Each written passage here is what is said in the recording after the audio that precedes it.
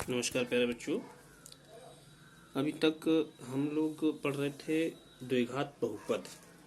अब उसी चैप्टर में हम आज पढ़ेंगे द्विघात बहुपदों में विभाजन की क्रिया या विभाजन एल्गोरिथम या भाग करने की विधि। देखिए, जब कभी दो बहुपदों को भाग करना होता है तो आज हम पढ़ेंगे कि उन बहुपदों को भाग करने की क्रिया किस तरह से की जाती है।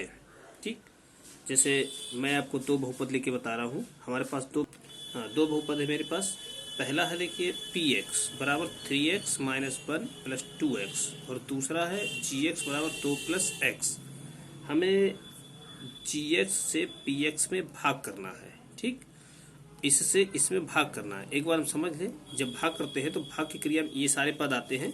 जिससे भाग किया जाता है वो भाजक कहलाता है, जिसमें भाग किया जाता है वो भाज्य होता है। जैसे इस समय भाजक ये है, भाज्य ये है। जितना बाहर जाएगा वो भागफल कहलाता है और बची हुई राशि शेषफल कहलाती है। अब हम लोग देखिए, मैं कह रहा था कि हम लोग जी एक्स से पी एक्स में भाग करेंगे। भाग करने के लिए क्या किया जाता है?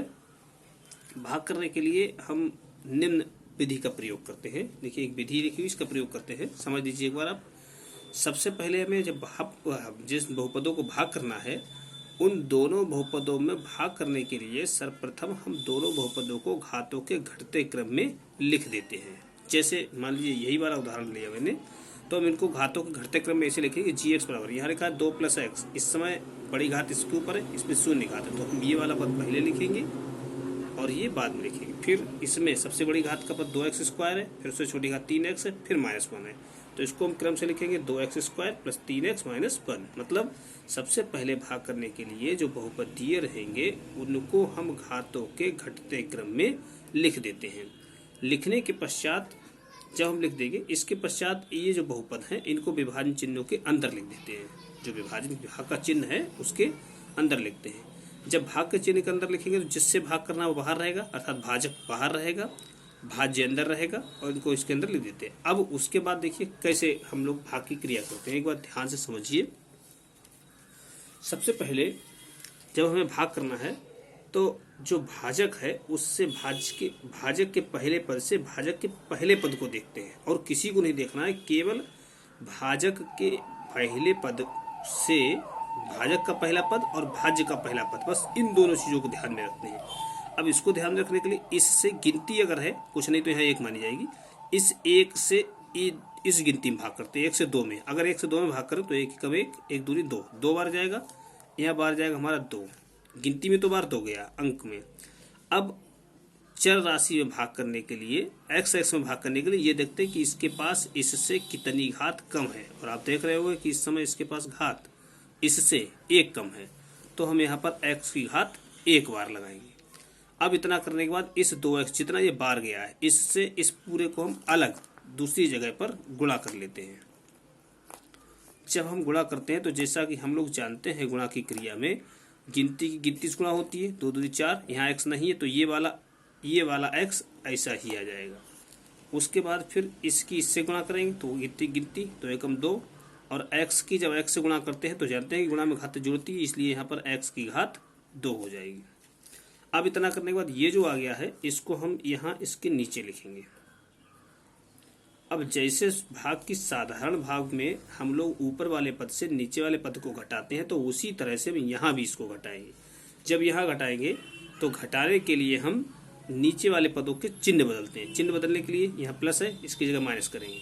यहाँ कुछ नहीं, प्लस माना जाता है और इसकी जगह पर भी माइनस करेंगे। अब इस चीज को घटाएंगे। देखिए 2x स्क्वायर ये, 2x स्क्वायर ये माइनस ये प्लस, ये दोनों कैंसिल हो जाएंगे। और हर क्वेश्चन में पहला पद तो कैंसिल होता ही होता है। उसके बाद यहाँ पहुंचे, ये 3x है, ये 4x है। देखिए x दोनों 1 से हैं, तो इनको घटाने के लिए यहाँ 4x बड़ा है, इसमें से घटेगा तो बचेगा केवल 1x, और यहाँ वो भी बड़ी संख्या ये है, उसी के चिन्ह बचता तो यहाँ पर माइनस बचेगा। अब ऊपर हमारा बच गया था माइनस का 1, इसको हम उठाकर नीचे लिखेंगे। इसके बाद इससे इसमें फिर भाग करते हैं। अगर यहाँ भाग करेंगे तो पहले जैसे मैंने यहाँ बताया था उसी तरह से इस भाजक के पहले पद से इसके पहले पद को देखा जाएगा। 1 से 1 में भाग करेंगे, गिनती से गिनती में, तो 1 एकम 1, 1 बार जा रहा है। फिर x घात 1 यहाँ है, x घात देखिए यहाँ कुछ नहीं तो 1 होगी, दोनों घातें बराबर हैं। जब यहाँ दोनों घातें बराबर होंगी तो x वाला x बार में नहीं जाएगा, क्योंकि ये दोनों पद कैंसिल हो जाएंगे, केवल गिनती ही बार जाएगी, केवल एक बार जाएगा। उसके बाद यहाँ चिन्ह लगाते हैं। चिन्ह के लिए देखिए, जैसे कल परसों से हम लोग पढ़ रहे थे, इन दोनों के आगे के चिन्ह, यहाँ माइनस है यहाँ प्लस है, अलग अलग है, और जब भी कभी चिन्ह अलग अलग होंगे तो यहाँ पर बार माइनस जाएगा।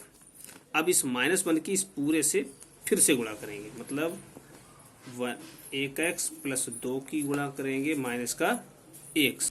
देखिए अब हम लोग गुणा करते हैं इस -1 की इससे। जब गुणा करेंगे तो पहले 1 की गुणा 2 से, 1 दूनी 2, माइनस प्लस मिलके माइनस हुए, इसकी इससे गुणा 1 एकम 1, x ऐसे माइनस का, क्योंकि माइनस प्लस माइनस जितना आया उतना यहाँ लिखेंगे। अब इसमें से घटाते हैं, घटाएंगे तो फिर नीचे वाले के चिन्ह बदलेंगे, माइनस की जगह प्लस, माइनस की जगह प्लस, ये दोनों कैंसिल, ये प्लस का 2, ये माइनस का 1, चिन्ह अलग अलग है, इसलिए दोनों घटेंगे तो यहाँ पर 1 बचेगा, वो प्लस का। ये जो बचा है इसकी घात इससे देखिए कम रहेगी, जहाँ घात कम रह जाती है बस वही पद हमारा शेषफल कहलाता है। तो इस समय हमारा भागफल ये 2x + 1, 2x - 1, शेषफल 1, मतलब भागफल हमारा हो गया है 2x - 1, शेष हो गया है केवल 1। ठीक, तो ये पूरी विभाजन की क्रिया है। इसी क्रिया को करते हुए हम समस्त विभाजन की क्रिया को करेंगे। अब आप लोगों को कुछ क्वेश्चंस हैं, अभ्यास प्रश्न है, वो करने हैं। देखिए यही है कि विभाजन एल्गोरिथम का प्रयोग करके px को gx से भाग दीजिए और भागफल शेषफल बताइए। सबसे पहले आपको ये क्वेश्चंस करने हैं, x + 1 से 3x² + x - 1 में भाग देना है। ये कुछ क्वेश्चंस हैं, इनमें भाग करना है। इसके बाद जब ये हो जाएंगे फिर आप लोगों को ये वाले भाग करना है, इस gx से px में भाग देना, सभी जगह gx से px में भाग देना है और भागफल और शेषफल बताना है। 2 तरह क्वेश्चन बताया मैंने, एक ये जो लिखे हुए थे भाग के रूप में, दूसरा gx px के रूप में लिखे हुए, दोनों को आपको हल करना है। धन्यवाद।